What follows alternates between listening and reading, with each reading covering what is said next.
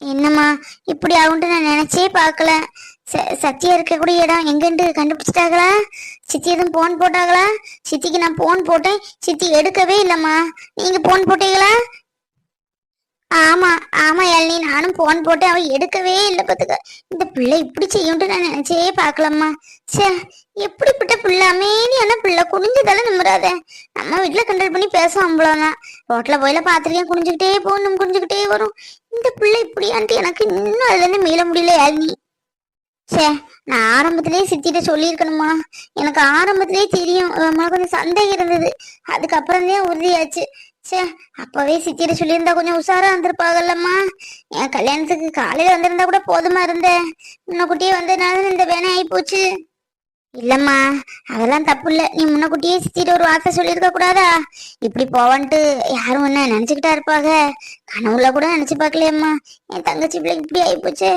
அவரும் பாவம், நல்ல மனுஷன். ஒரு நாள் லீவ் போடாம பிள்ளைல அப்படிதான் வச்சு பார்த்தாரு. இந்த பிள்ளை ஆனாலும் இப்படி செய்யலாமா சொல்லு? எனக்கும் மனசே சரியில்லம்மா. அங்க சின்ன அத்தை இருக்காங்கல்ல, அவங்க ஏதாவது சொல்லி சொல்லி அத்தையிட்ட இலக்கி இலக்கி கொடுக்காங்க. அவங்க என்கிட்ட அப்படியா இப்படியான்ட்டு ஒண்ணுனா கேட்காங்க. எனக்கு என்னமோ ஒரு மாதிரியா இருக்கு. அது சொல்லாமே முடியாதுல்ல. அதான் சொன்னேன். அன்னைக்கு சின்னத்தை அவளுக்கு மேக்கப்பும் அதுவும் இதுவும் பல்ல பல்ல காமிச்சுக்கிட்டும் நிக்கிறது என்ன, அப்படி உள்ள பிள்ளைலாம் இப்படித்தான் போகும் அப்படி இப்படின்ட்டு பேசிட்டு இருந்தாங்க. எனக்கு ரொம்ப சங்கடமா போச்சு. அவங்கள எதிர்த்து பேசவும் முடியல எனக்கு. என்னம்மா சொல்ல, ஊர் 4 விதமா பேசத்தானே செய்யும். அதுவும் இது கிராமம். என்ன செய்யன்ட்டு எனக்கே ஓடல. மண்டைக்குள்ள பைத்தியம் பிடிச்சாப்புல இருக்கு. அவ போன் எடுத்தா கூட என்னாச்சுமா ஏதாச்சுமா 2 வாரத்தை கேட்கலான்ட்டு போனும் எடுக்க மாட்டுக்கா. எனக்கு போவதுக்கு ஒரு மாதிரியா இருக்குது. நீ ஒண்ணு செய் யாழ்னி, மாப்பிள்ளைய கூட்டிட்டு ஒரு நாள் போம்மா. சித்தி வீட்டுக்கு போய் என்ன அதுன்ட்டு சித்தி என்ன செய்யறன்னு பாத்துக்கிட்டு பேசிக்கிட்டு வா. நானாமா? அவரு கூடவா? அவரு கூப்பிட்டா வரதே செய்வாரு. ஆனா என்ன, அத்தையும் பாவம்தான். சின்னத்தை அப்பப்ப இலக்கி இலக்கி விட்டுட்டு போயிருந்தாங்க. இவங்க ஏதாவது சொல்லுதாங்க. எனக்கு அது ஒரு மாதிரியா இருக்கு. அதான் பாக்குறேன். சரிம்மா, சரி, நான் கண்டிப்பா சித்திக்காக போயிட்டு வரேன். நாளைக்கு வேணா போயிட்டு வரட்டுமா? சரிம்மா, போ. ஏதாவது வாங்கிட்டு போ அந்த பிள்ளைக்கு. இன்னைக்கு பிள்ளைக்கு பாவம் அது. வாங்கிட்டு போனா போய் அங்க போய் போன் போடு. நான் என்னன்ட்டு பேசேன் தங்கச்சிட்ட. நானும் ஒரு நாள் போன் உடம்புக்கே முடிய மாட்டுக்கு. ஒண்ணுன்னா நினைச்சு தலை சுத்தினாப்புல இருக்குதா. இல்லாட்ட நான் கூட ஒரு போயிட்டு வந்துருவேன். சரிம்மா, வருத்தப்படாதீங்க. நான் போய் என்ன ஏதுன்ட்டு பாத்துட்டு வரேன். அப்புறம் வேணா நீங்க என்ன ஒரு நாள் போங்க. சரிம்மா, நேரம் ஆயிடுச்சு, நான் கிளம்பட்டுமா? அட இரியா, நீ ஏதாவது சாப்பிட்டுட்டு போ. இரி, சாப்பிடாம போவ. கொஞ்சம் கொஞ்சம் பொறு, ஒரு 1/2 மணி நேரம் சோறாக்கிடுறேன், சாப்பிட்டுட்டு போமா. சி, இந்த வீட்டுல போய் விழுந்தான், இந்த குடும்பத்துல போய் விழுந்திருக்கான். இந்த சந்தோஷம் கொஞ்சமாவது அறிவு இருக்கா? எங்க இருக்கான்னு தெரியல. தெரியட்டு, அதுக்கப்புறம் இருக்கு அவனுக்கு. ஏய், யார் இருக்கீங்க வீட்டுல? வாங்கம்மா, வாங்க. யாழினி, சேர் எடுத்து போடு. நல்லா இருக்கீங்களாம்மா? உங்களை பார்த்து எவ்வளவு நாள் ஆச்சு. நானே உங்கள்ட்ட பேசணும்னு இருந்தேன். நல்ல வேளை வந்துட்டீங்க. வாங்கம்மா, உட்காருங்க. ஆமா, இங்க உட்காந்து நல்ல வாழையில போட்டு தின்னு கும்மி அடிச்சுட்டு போக வந்திருக்கேன். கும்மி அடிச்சுட்டு என்ன நினைச்சிட்டு இருக்கீங்க? நல்லா குளிர் விட்டு திரிவீங்களோ எல்லாரும்? குளிர் விட்டு. ஆமா, என் பையனை எங்க ஒழிச்சிட்டு இருக்கீங்க? நானும் கேட்கணும் இருந்தேன். என் வீட்டுக்காரருக்கு உடம்பு முடியாம இல்ல, எப்போ வந்துப்பேன். என் பையன் எங்க போயிருக்கான் சொல்லுங்க. உங்களுக்கு தெரியாம இருக்காது. எல்லாரும் குடும்பத்தோட பிளான் போட்டு என் மகனை கூட்டு போயிருக்கீங்க. என்னம்மா இப்படி பேசுறீங்க? என் பிள்ளைகள் எங்க போச்சுன்னே தெரியலையம்மா. எனக்கு நினைச்சு நினைச்சு நெஞ்செல்லாம் வலிக்கு. என் தங்கச்சி உடம்பு வர முடியலம்மா. பாவம், அவ்வளவு பிள்ளைய நினைச்சு நினைச்சு அழுதுகிட்டு இருக்கா ஒவ்வொரு நாளும். உங்களுக்கும் தெரியாதா அப்போ? ஆமா, எனக்கு எல்லாரும் சொல்லிட்டு தானே போனாங்க. எல்லாத்துக்கும் நீங்க தான் காரணம். நல்ல வசதியான குடும்பம் இழுத்து போட்டலான்ட்டு முடிவு பண்ணிருக்கீங்க. உங்களை பத்தி எனக்கு தெரியாது. சீ, இதெல்லாம் ஒரு பொழப்பா? என் மகனுக்கு ராணி மாதிரி ஒரு பொண்ணை நான் பாத்திருக்கேன். அவன் சீ, இந்த கூறுகட்ட குடும்பத்துல இருந்திருக்கான். கொஞ்சமாவது அவனுக்கு அறிவு இருக்கா? சரி, உன் தங்கச்சிக்கு நம்பரை கொடு, அட்ரஸ கொடு. நாளைக்கு போய் உண்டு இல்லை நாங்க ஆக்குனா எங்க இருக்காங்க என்ன பண்ணிட்டு இருக்காங்கன்னு தன்னால கக்குவா. இல்லம்மா, என் தங்கச்சி தெரியவே தெரியாது. பாவம், அவளுக்கு உடம்பு முடியாம இருக்கா. வீட்டோடி வீட்டுல இருக்காம்மா, வெளியவே போகல. இப்படி ஆயிட்டேன்னு வெளியே தலை காணிக்க முடியல. இல்லம்மா, அவளுக்கு அதெல்லாம் தெரியாது. நாங்களும் தேடிட்டு தான் இருக்கோம். நீங்களும் தேடிட்டு தான் இருக்கீங்க. நீங்க கண்டுபிடிச்சுன்னா எங்கள்கிட்ட சொல்லுங்க. நாங்க கண்டுபிடிச்சா கண்டிப்பா உங்கள்கிட்ட சொல்லுங்கம்மா. ஏய், என்ன குடும்பத்தோடி சேர்ந்து நாடகம் போட்டு இருக்கீங்களா? நாடகம் நல்லாதான் இருக்குது. இத நல்ல ஒரு பெரிய படமா எடுங்க, நல்லா ஓடும். இந்த பாரு, இந்த பொய்யெல்லாம் ஏன்ட்ட சொல்லிட்டு இருக்காத. ஒழுங்கா உன் தங்கச்சிக்கு வீடு எங்க, போன் நம்பர் எங்க, அட்ரஸ் மட்டும் கொடு. மீதி எல்லாம் நான் பாத்துக்கிறேன். தன்னால வருவான் என் மகன். இல்லம்மா, இல்ல. என் தங்கச்சிக்கு போன் நம்பரும் தர முடியாது, அட்ரஸும் கொடுக்க முடியாது. அவளே உடம்பு முடியாம இருக்கா, இன்னும் இங்க பிரச்சனை பண்ணின்னு போறேன்னு நினைக்கீங்க? அவளும் உங்கள மாதிரிதான். நீங்க பையனை இழந்திருக்கீங்க, அவ பொம்பளை பிள்ளைய இழந்திருக்கா. அவ எவ்வளவு கேவலப்பட்டுட்டு வீட்டுக்குள்ளே இருந்திருப்பான்னு எனக்கு தெரியும். நம்பர்லாம் தர முடியாதுமா, உங்களால முடிஞ்சது நீங்க பாத்துக்கிடுங்க. ஓஹோ, அந்த அளவுக்கு வந்துட்டீங்களா? சரி சரி, எல்லாம் பிளான் தானே. பக்காவா பிளான் போட்டு பக்காவா மாப்பிளை தூக்கிட்டீங்க, அப்படிதானே? இருக்கட்டும் இருக்கட்டும், உன் மகா இதே ஊர்ல இருக்கா, எப்படி இருக்கா நானும் பாத்துக்கிட்டேன். இங்க பாருங்கம்மா, அவங்க எங்க போனாங்களோ ஏது போனாங்களோ எங்களுக்கு தெரியாது. நாங்க பாட்டி செவனேன்ட்டு இருக்கோம். எங்க எழுத்து போடாதீங்க. என் தங்கச்சி எங்க போனாலும் எங்களுக்கு தெரியல. நாங்களும் கண்ணீர் வடிச்சுக்கிட்டு தான் இருக்கோம். அவ கிடைச்சிட்டா ரொம்ப சந்தோஷம் தான், கடவுள்கிட்ட வேண்டிக்கிட்டு இருக்கோம். நீங்களும் அதே மாதிரி கடவுளை வேண்டுங்க, கண்டிப்பா வரதான் செய்வாங்க. கடவுளை வேண்டணும், கடவுளை. எங்க சுவிட்ச் போட்டா என்ன பல்பெரின்னு எங்களுக்கு தெரியும். இருக்கட்டும், இன்னைக்கு போலீஸ்ல போய் கம்ப்ளைண்ட் கொடுக்குறேன். தன்னால உன் தங்கச்சி தூக்கி உள்ள வச்சா என் மகன் வெளியே வருவான். இதெல்லாம் நான் அன்னைக்கே செஞ்சிருக்கணும். என் வீட்டுக்காரங்க உடம்பு முடியாதனால சரின்னு பேசாம இருந்துட்டேன். இன்னும் ஆரம்பிக்க என் விளையாட்ட, அப்ப தெரியும் நான் யாருன்னு. அழாத அழாதம்மா அழாத. உங்க அம்மா எங்க போனான்னு தெரியலையே. அழாத தங்கம், அழாத செல்லம், அம்முக்குட்டி அழாதீங்க. ஒரு தேங்காயும் வச்சுக்கிட்டு இதோடு 7 மட்டும் ரூமுக்குள்ள வந்தாச்சு.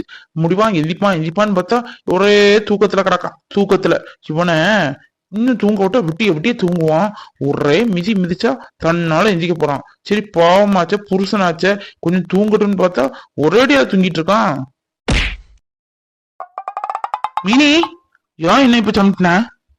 நான் எங்க உங்களை சமட்ட போறேன்? ஆசையா 2 மொத்தம் தட்டுனேன். இதெல்லாம் ஒரு சமட்டா? எந்திரிச்சிட்டீங்களா? நானும் அப்பதே எந்திப்பீங்கன்னு பாத்துக்கிட்டே இருந்தேன். ஆமா, இது என்ன தேங்காவும் கையுமா காலையில இருந்து நிக்க? ஏன் தேங்காய் உடைக்க தெரியாம இருக்கியோ? இவ்வளவு நாள் அடுப்பங்கரையில இருக்க, ஒரு தேங்காய் உடைக்க தெரியல. இதுக்கு வேண்டி தூங்கக்கூடியவனு மிதிச்சு எழுப்பி விடுது, அப்படிதானே? இல்லங்க, நீங்க இருக்கக்கூடிய அழகுக்கும் அறிவுக்கும் உங்களுக்கு ஒரே கண்டிச்சிட்டீங்க. அதான் தேங்காய் சுத்தி போடலான்னு எடுத்துட்டு வந்தேன். நம்பது மாதிரி இல்லையே. ஏங்க, இன்னைக்கு சாப்பாடு வேணும்ல உங்களுக்கு? ஆமாமா, திருஷ்டி நிறையதான். சுத்து சுத்து.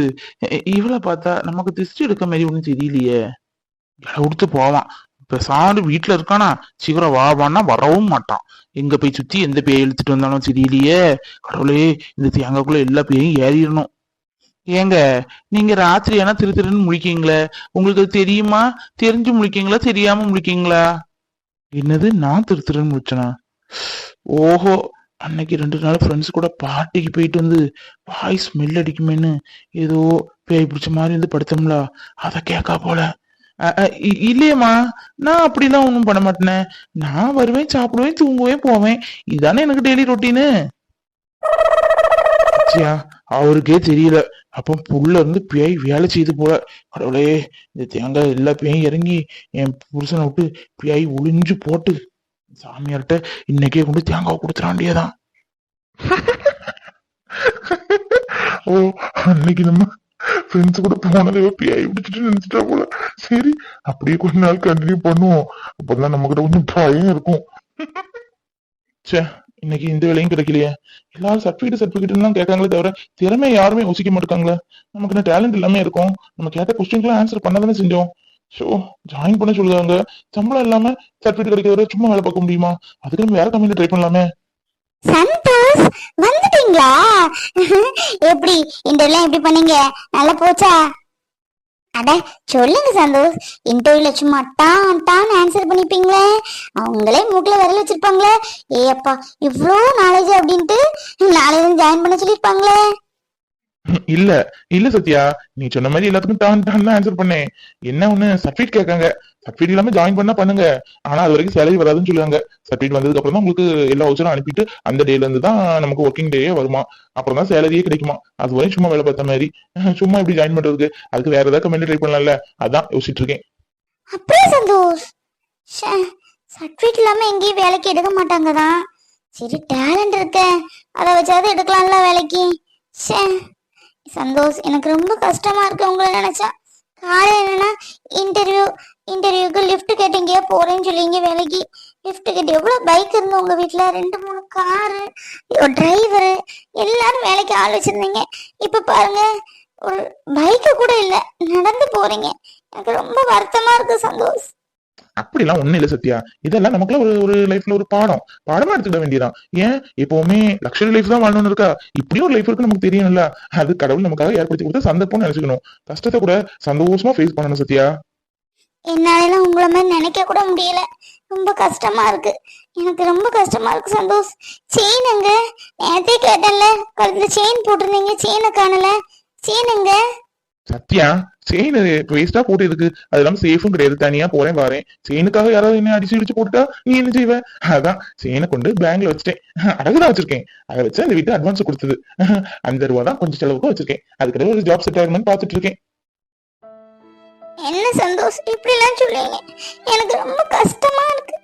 செயின் ஆசையா போட்டிருந்தீங்களே, அதை கொண்டு அட வச்சீங்க.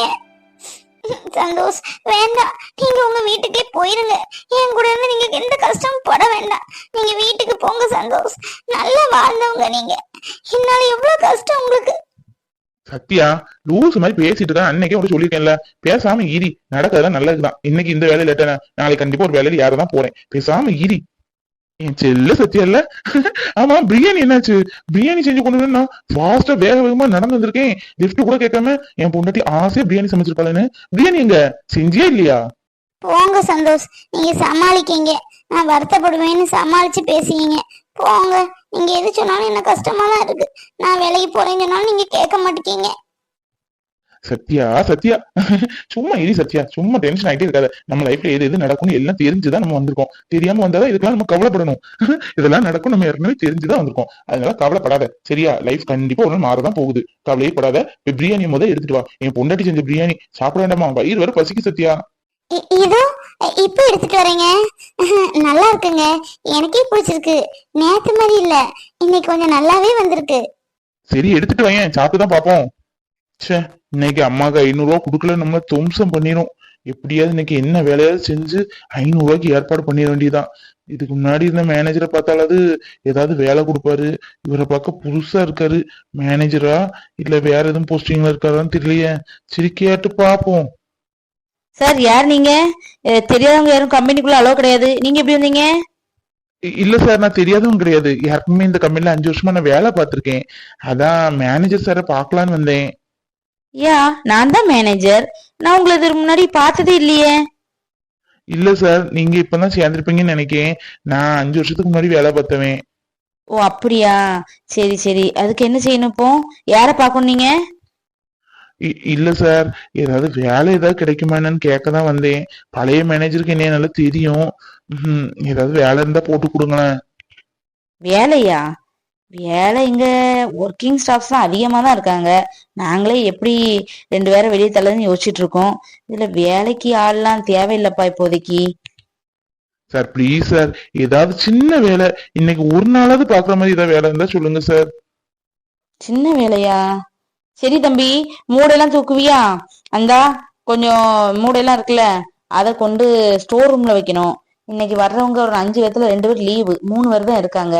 கூட 2 பேர் தேவையா இருந்துச்சு. அந்த வேலை பார்க்க இருந்தா பாருங்க.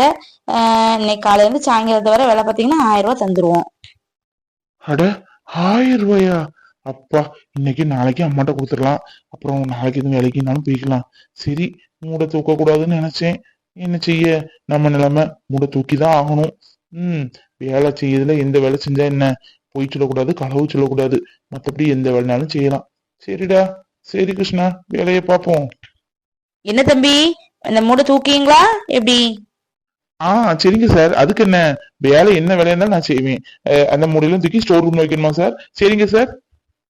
நல்ல வேலையெல்லாம் ஃபாஸ்டா செய்யறதா இவனே மூட தூக்க போட்டுட்டா என்ன? ஏன்னா ஏற்கனவே நம்மள்ட்ட இருக்கக்கூடியவங்க எல்லாம் வயசானவங்க, பைய செய்யாங்க. இது சின்ன வயசுக்காரனா இருக்கான்ல. எப்பா, என்ன கணக்குது.